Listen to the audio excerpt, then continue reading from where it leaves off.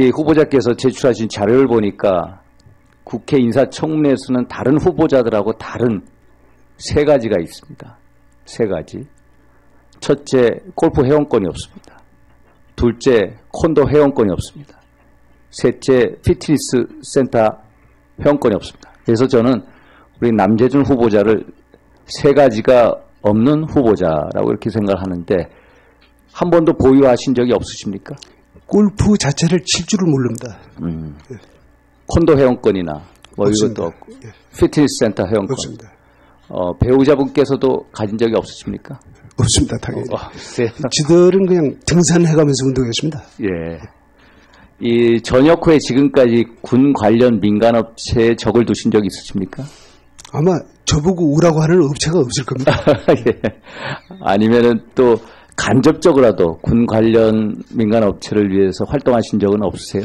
저는 작전을 했기 때문에 예. 작전 직능은 민간업체 활용이 안 됩니다. 그러면 군하고 관련되지 않은 업체에 예. 적을 두신 적도 없죠? 없습니다. 예. 예. 그 지금 타고 다니신 차가 어떤 차입니까? 소나타로 기억을 합니다. 예, 소나타 몇 년째 타고 계세요? 제가 보니까 한 9년 가까이 타고 계신 것 같아요. 저는 현역에 있을 때 새 차를 한 번도 안 샀습니다. 그 중고차를 탔었는데 예. 전역할 때 처음 이 소나타를 사가지고 아마 지금까지 샀으니까 한 8년, 9년 안 되겠습니까? 예. 처음 차량을 등록하신 차가 뭡니까? 그 포니 1989년 포니2로 나와요. 예, 그렇더라고요. 그때 나이를 따져보니까 45시더라고요. 제 마이카를 처음 장만하신 게 45세. 동서가 타던 거 차를 바꾸면서 주워서 바꿔서? 타고 다녔습니다. 예, 알겠습니다. 우리 후보자님께서 6425기고, 김장수 국가안보실장 후보자는 6427기, 또 박흥렬 청와대 경호실장은 28기죠. 맞죠? 네, 그렇습니다. 그래서 이분들이 지난 36대, 7대, 8대 육군참모총장을 계속해서 이어받은 관계시잖아요. 그래서 이례적인 진용이라고 평가를 하고 육사 출신들이 안보 라인을 장악했다. 이런 평가에 대해서는 어떻게 생각하십니까? 저는 조금 견해를 틀리게 합니다. 예. 왜냐하면 어디 출신이다. 이게 중요한 게 아니라 그 자리에 그 사람이 적임자냐. 예. 이게 중요하지 않나. 저는 그렇게 생각합니다. 근데 이 후보자님하고 김장수 국가안보실장 후보자하고는 육군참모총장이 되시기 전에도 육사단장, 합참의 작전본부장, 그렇죠. 한미연합사 부사령관 6개 보직을 이렇게 서로 이어받은 적이 있더라고요.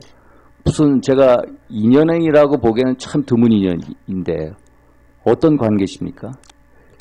다른 분들이 말씀하실 때는 제가 데리고 다닌 걸로 생각하는데 예. 저는 대한민국에서 진급 누락을 제일 많이 한 사람으로서 데리고 다닐 능력이 없었습니다. 예. 그리고 예를 들어서 수방사 작전처장은 김장수 장군이 먼저 갔고 나중에 제가 보직이 됐고 작전본부의 작전부장도 김장수 장군이 먼저 가고 제가 나중에 뒤따라간 거지.